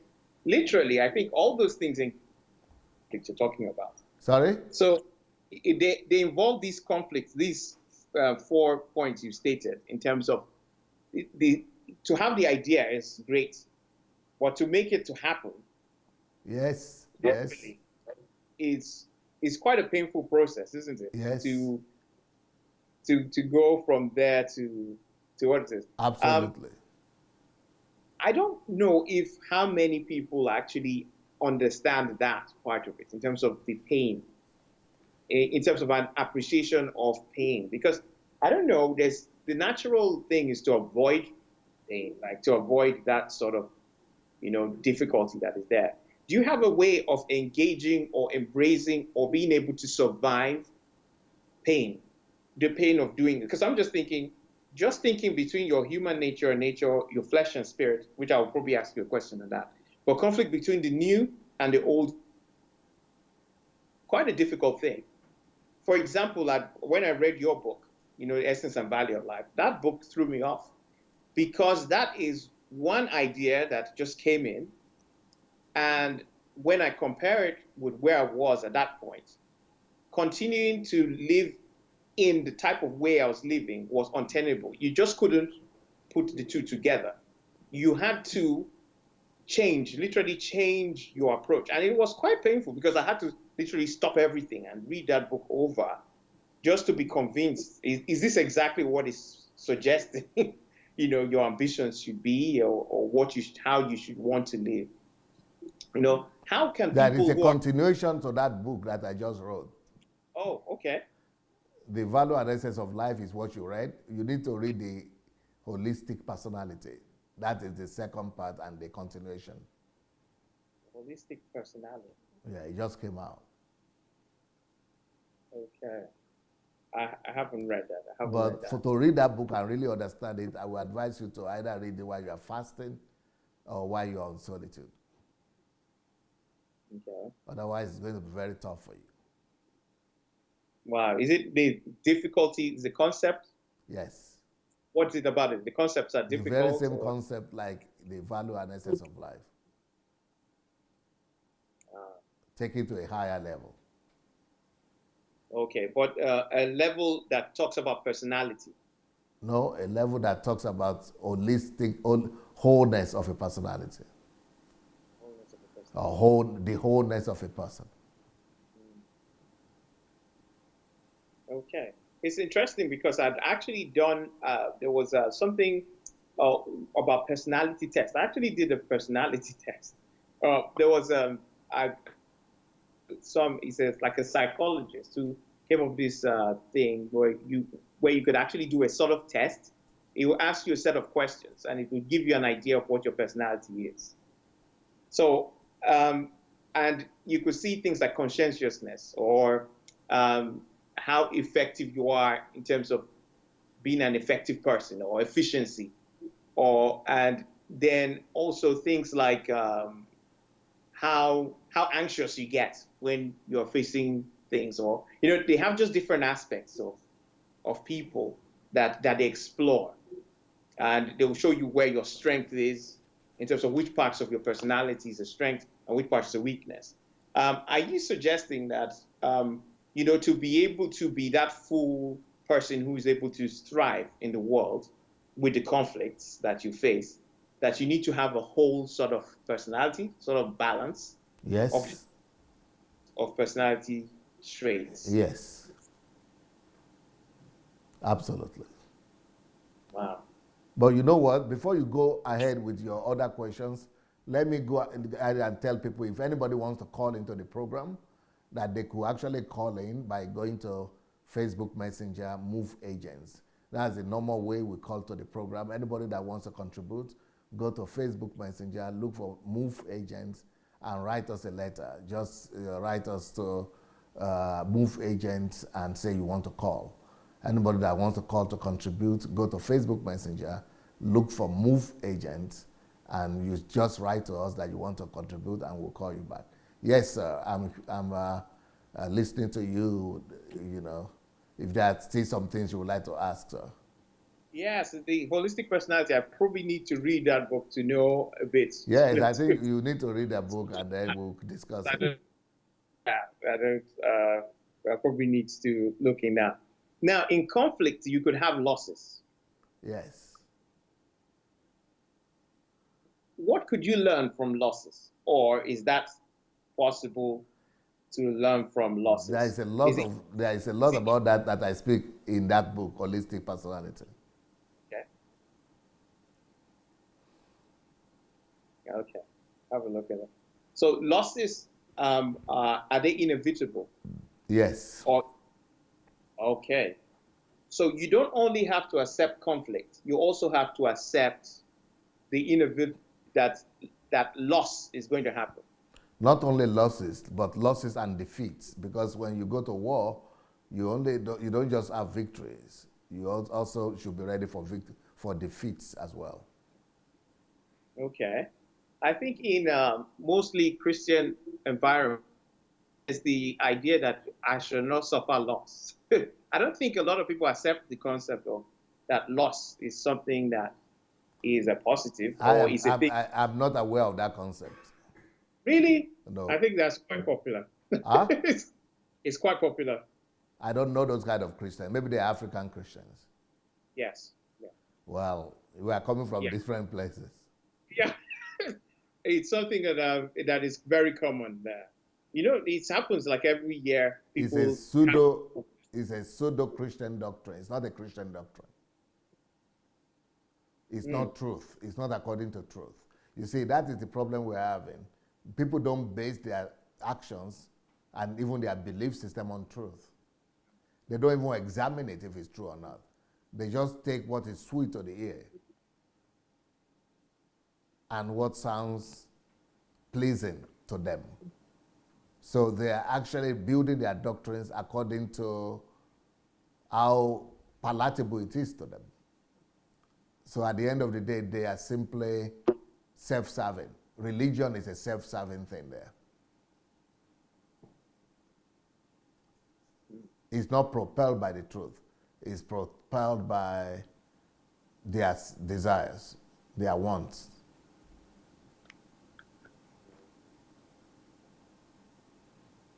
So is this human desire, people's personal satisfaction, yes, personal happiness? Yes.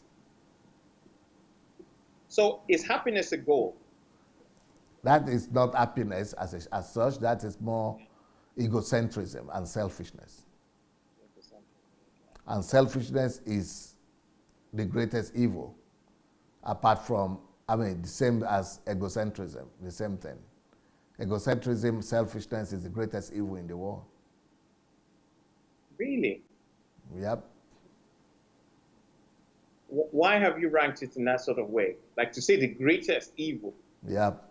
I think a lot of people will call other things like murder, killing someone as the greatest evil.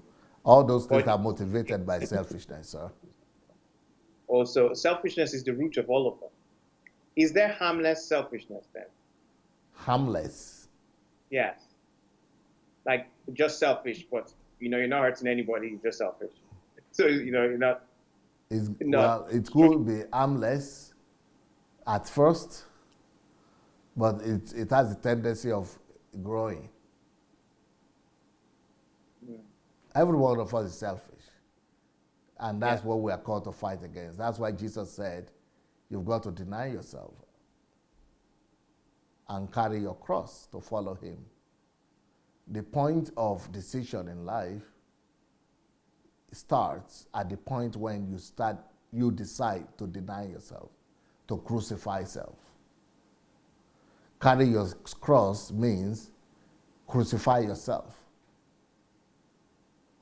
Crucify the selfishness, the egocentrism, and then turn around 180 degrees to live and follow his footsteps.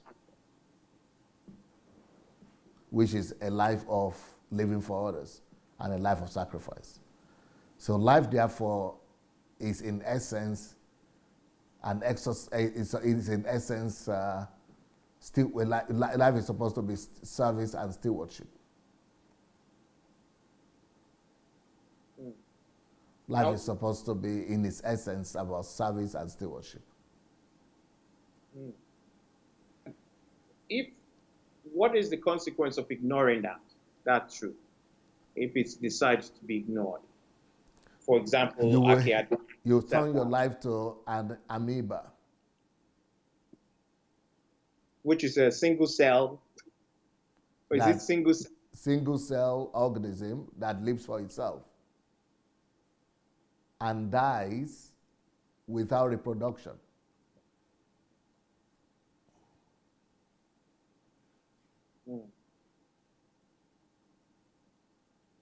But then it depends on what you describe as reproduction. Because some people who are egoistic and selfish, they do produce something, like they have an effect. I don't know if this is a good example, but a lot of people will probably describe, talk about, what politics in America, and say Donald Trump is quite someone who is really about America. I don't know how true or not true that is. But that definitely reproduces something. It's not like it doesn't reproduce anything. It reproduces in other people's behavior. It reproduces in people's reality and perception. And if they feel that's okay for them, what is the impetus to want to live for service and stewardship instead? Well, anytime you live for yourself and you practice selfishness, like you are talking about the politics of Donald Trump, selfishness in that sense will, first of all, create the illusion of success and productivity, increase and growth, but then it will be enclosed in itself, encircled by itself, and then it will be self-engulfed and self-destruct.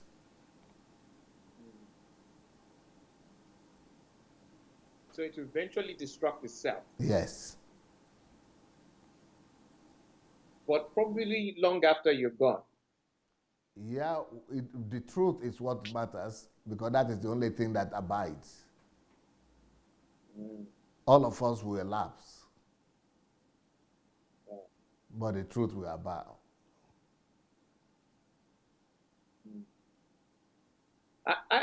I think that sometimes, what do you do in a case where, since we now understand war as conflict, and mostly conflicts of ideas, and ideas based on truth, and ideas that maybe, other people might have based on, whatever other reason, for short term, how they feel about it, relativism, all the things you stated earlier, they might have as a reason for what they do. How do you deal with long-term impact? I've seen what you've done in terms of, for example, I'll use what you've done in taking on the African church approach. You've taken it on by confronting the ideas or the tenets of what they're saying and saying these things are wrong, like clearly wrong, explaining and explicitly putting it out there and showing that it doesn't make sense and showing the consequence. And I think most people who've been turned around by your videos have actually seen is because they came to a sense, oh, this doesn't make sense, or oh, this is a bit wrong. It's not right. This is true. What you're saying, you're actually expressing or showing what it's doing is not necessarily the right thing. But what do you do when, sometimes something is destructive and it's a whole nationwide thing or it's a societal thing? What could you really do about it if you find out that, oh, this is destructive, it's even affected me and will affect all the people around me? How can a lay person, just an old person, be able to take a stand to do something about that? You need to see if you need to look into yourself and see if your heart is trying to tell you is in conflict with that. If your heart is in conflict with that, then you need to do a research about who are the other people who are also expressing disagreement with it. And then you might want to join them or or look for other partners to begin to do something about it. Or maybe you might want to be a one-man army like myself and start speaking at least your mind about the whole thing. That's why I have this book there that's called The Plague of Silence. Yeah. That is, at least start by speaking about it. So it's important to take action. Yes. Yeah. Okay.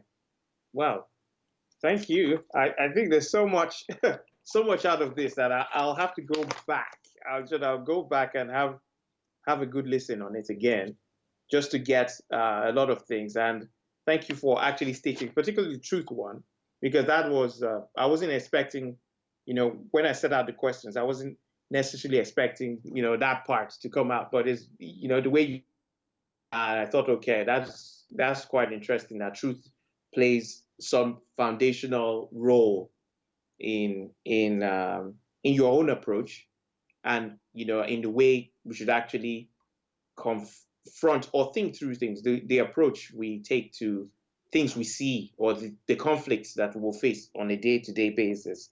And I was wondering if knowledge, there's this idea that knowledge will increase. So as days go by, you're going to have knowledge increasing. Does the concept of knowledge increasing mean that it also increases conflict? So the more we know, the more conflict comes your way. Is that a sensible thing to suggest? That more knowledge leads to more conflict in terms of, if you know more, then it creates more conflict. It's possible, but not compulsory. Okay, what do you mean by not compulsory or possible? It doesn't have to be like that, even though that could happen. So how else could it be different? It's a possibility, but it's not a compulsory outcome. Okay. So it doesn't really have to be as a consequence of knowledge. So you could have knowledge. The multiplication and increase of knowledge doesn't have to lead to conflict. It could actually lead to peace. Which is what you said before, serenity? Yes. Serenity, you called it. So, so I'm really seeing that this conflict thing looks more like an attitude. Yes. Is this more, when I link it to like an extrovert, someone who is extrovert, is it like an extrovert personality that therefore is more someone who is more combative, being an extrovert? Is it something you're suggesting that people should therefore, you have to become more assertive or more of an extroverted person? No, just being more of a truthful person. You have to be more of somebody that stands for something. But you will have to use your temperament to act out your belief. But you just have to have some belief system. Okay. All right. And on resources, are resources limited or are resources unlimited? Unlimited. I mean, on earth, resources are limited, but in God, they are unlimited.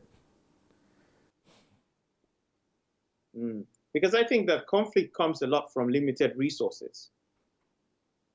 So competing for limited resources. No, that is an excuse. Oh, really? But if you said that the world has limited resources, Yes. so how is that an excuse?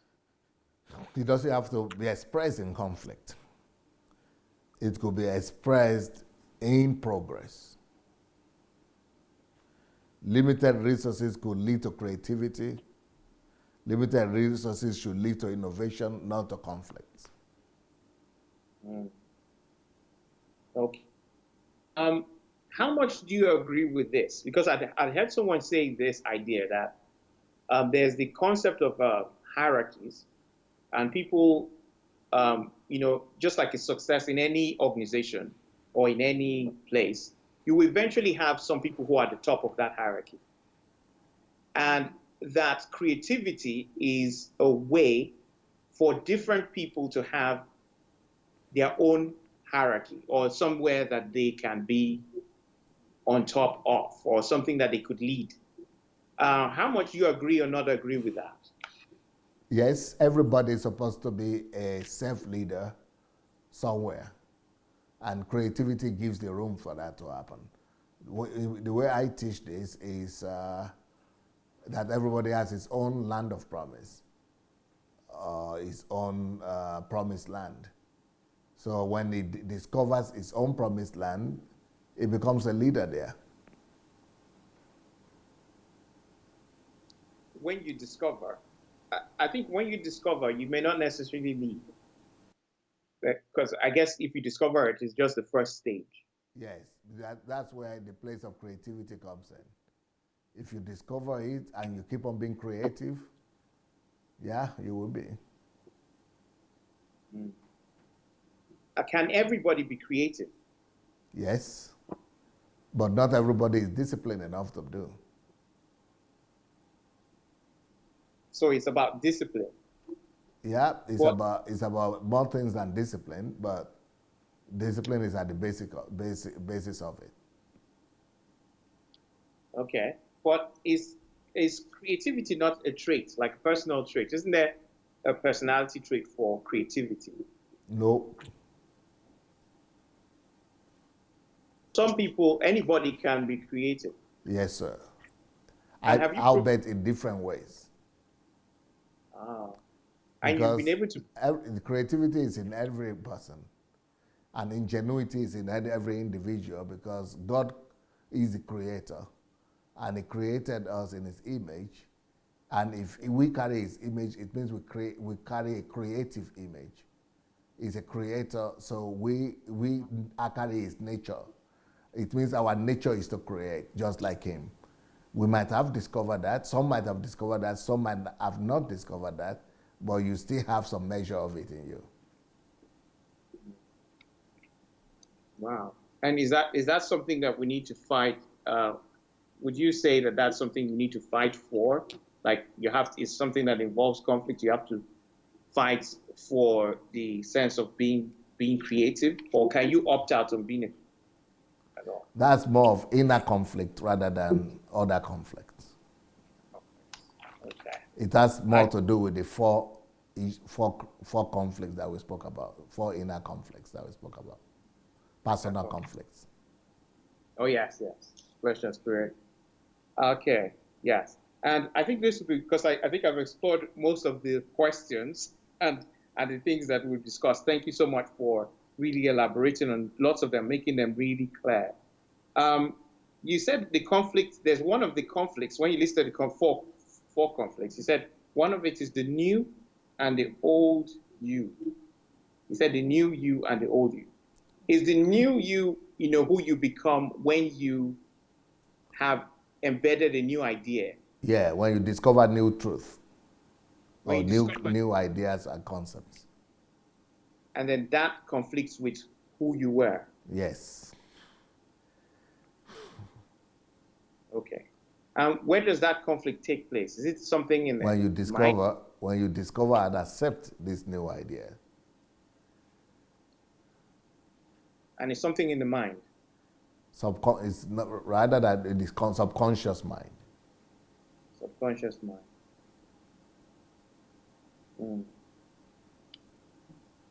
So how do we develop? I think this will be my last question. How can we develop the subconscious mind? Because I think that's very difficult to consciously, develop your subconscious. Because Yes. some is what acts by It's reflex. another 4 hours training. Just Yeah. go to YouTube and look for Sunday Adelaja, conscious and subconscious mind. Or you have a series on it. Yes, consciousness and subconsciousness. Yes.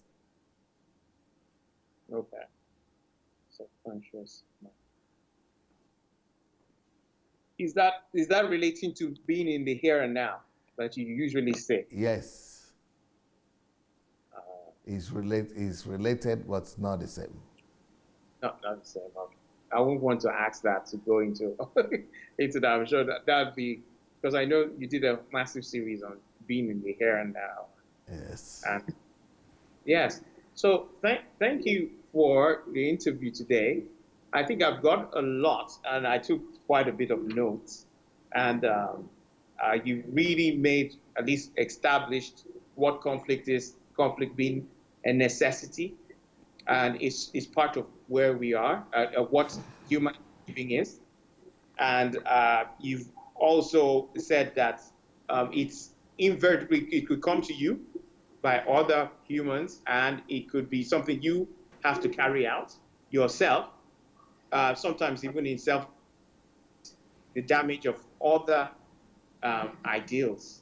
And you've brought that these ideals come from good, bad, which is nature good and nature of evil, which you've described evil as darkness and good as light. And that's where the word enlightenment came, and the concept that enlightenment is truth. Then we relate it to truth. It's enlightened to the truth. And then you expanded on truth and what truth was. And then you also went on to say what truth was not. And you said for truth, you said there's basis for universal truth, and you said universal absolute and not relative objective, corresponding with reality, truth based on God. But it looked like there was a word you wanted to use that you said because it was this platform, you decided to keep it to that word God. But another way you would have expressed that particular. And you then said that truth is personal. But what was the other representative or the other word you could have used instead of truth based on God? What is the other word if it was if it was more circular setting? What would you describe that one as? Creator. Creator. Creator. Okay. So as the originator of the world and things we work with. Yes. Okay. And then you also then stated what truth is not. And you said truth is not what works. That's why cheating might work temporarily, but it's not, doesn't make it true because it is. You said not what feels good. And you said it's not what you want it to be in terms of being relativism. And you standard. He said what we perceive with what we empiricism. So what we perceive with our senses is not that. It's not the fact that we can sense it. Therefore, it is truth. And it's not what majority believe, which is quite interesting. That truth is not democracy or a vote. And this is quite something because a lot of us, at least for me, sometimes, when a lot of people think in a way, you naturally just herd mentality. You just want to move with a group. So if this is working and everybody's thinking that way, you just accept it as what it is. Or you're saying don't do that. And you said it's not an easy way to live, not a cheap way to live. But that's not truth. So truth is therefore something that will involve a bit of challenge and going out of just the comfort way out. It's not an easy way out. And there were many other things. I have so many notes here. And I really got a lot today. Probably will help our next topic because I think I set the next topics that I was thinking of. And that was a time for death. That's what I was thinking about. So looking at that concept, because I know you've written books on that. So I'll read some of your books on that and come with those topics for the next time we have an interview. So thank you very much for this interview today. Thank you so much, Ben Okoh. Thank you so much for your witty mind and ideas. Grateful. Have a wonderful day. You too. Well, that is Ben Okoh from England, London, England, dealing with this topic, the buying and methods of DSA. Yivu Atklushi. And then the books we will propose to you today is The Elijah Challenge, which is talking about war and conflict. And then we have another book there, which is, where is the other book? So the Elijah, if you know, to get my books, you could go to Amazon. You have all my books there. If you are in Africa, you could get my book on dsabooksplanet.com, dsabooksplanet.com, and you could also get the electronic ones on okadabooks.com. So that's it for today. I will see you a little bit later today and tomorrow. Peace.